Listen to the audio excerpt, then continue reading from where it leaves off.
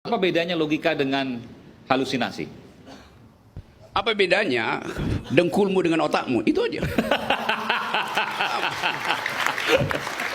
Nah, tadi Bung Rocky menyebut-nyebut Pak Jokowi. Apa kaitannya Pak Jokowi dengan MK? Saya sampai detik ini juga saya tidak bisa menalar. Karena kalau saya biasa wartawan tuh harus ada fakta, data, baru kita kemudian menggunakan logika. Tapi ketika Bung Rocky nggak ada fakta, datanya saya juga nggak tahu. Saya harus jujur Bung Rocky, datanya saya nggak tahu dari mana, tapi menggunakan logika. Oke, saya terangin. Saya sebenarnya ini giliran Bung Noel. Saya terangin dulu poinnya silakan. supaya Noel bisa lebih bagus bikin komentar itu. Kapan orang membutuhkan logik? Kalau punya fakta dan data. Salah. Justru kalau tidak ada fakta dan data. Logika hanya diperlukan untuk menghimpun proposisi supaya ada kesimpulan. Kalau data Anda nggak perlu berpikir, datanya sendiri udah fakta, datanya sendiri udah bicara. Tapi bagaimana mungkin orang bisa menggunakan logikanya tanpa dia punya dasar fakta dan data? Saya ulangi ya dalilnya. Kalau ada data, ngapain lu berpikir? Karena mau analisis. Ini gue lempar, jatuh. Dia jatuh, beratnya bertambah. Kalau ini saya hilangin, saya bilang seandainya you lempar itu, bertambah nggak beratnya tuh? Mana datanya? Hukum gravitasi bilang begitu. Itu dalilnya. Jadi cara berpikir itu built in di dalam kepala kita, ada benda jatuh, itu artinya ada gravitasi. Seberapa besar gravitasi itu? G kali H. Massa kali jarak ke bumi itu. Itu data apa? Hipotesis apa logika? Logika. Enggak enggak? Ya. Ya itu. Tapi itu sebuah fakta yang kemudian ditemukan oleh Newton, betul kan? Artinya itu hal yang kemudian merupakan sebuah fakta yang kemudian diturunkan melalui rumus-rumus. Nah, ketika Bung Rocky kemudian langsung lompat pada logika tanpa fakta dan data, bagaimana kemudian bisa berpikir? Tadi saya terangkan bahwa ada 3 hakim membuat dissenting opinion. Boleh nggak saya tahu dari mana datangnya dissenting opinion? Dari kepalanya. Oke. Bagaimana you tahu dari kepalanya tuh? Bagaimana kalau di brief untuk dissenting opinion?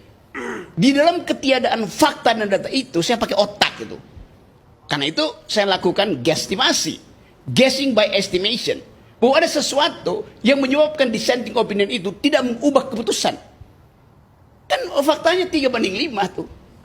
Dan tadi kata Refli, kalau 4 itu, Soeharto Yardisi itu kalah yang, jadi itu tipis sekali hubungan itu. Nah, ketipisan itu yang mesti kita curigai. Dengan apa?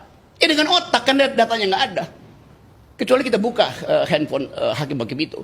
Mungkin habis di WA sama Jokowi. Kan soalnya hanya itu. Nah, ini bicara kan mungkin.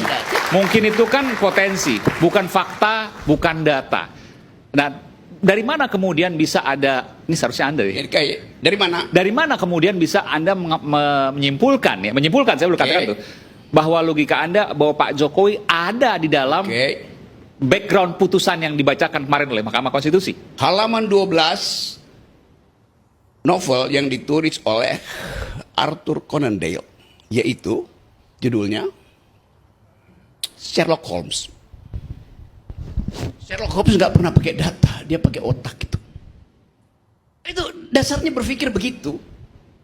Di dalam gini nih, di dalam kekurangan data kita pakai otak, apalagi ketiadaan data, otak kita mesti maksimalkan. Nggak diajarin lah jurnalisme investigasi yang basisnya ada kecurigaan. Hipotesis. Yes. Meskipun hipotesis selalu menggunakan fakta dan data sekecil apapun. Sekarang kita tanya, seandainya semua data nggak ada, you pakai apa? Untuk pergi lakukan investigasi. Pasti akan mengumpulkan fakta dan data sekecil apapun. Pasti akan menemukan. Kata pasti akan menemukan karena otakmu kerja, pasti saya akan dapat di situ. Itu namanya heuristik. Menduga sambil mengukur tuh sebelum datanya tiba tuh. Nah kalau datanya nggak tiba, berhenti berpikir, harus terusin berpikirnya. Ini mesti diganti nih, bukan rakyat bersuara, rakyat berpikir.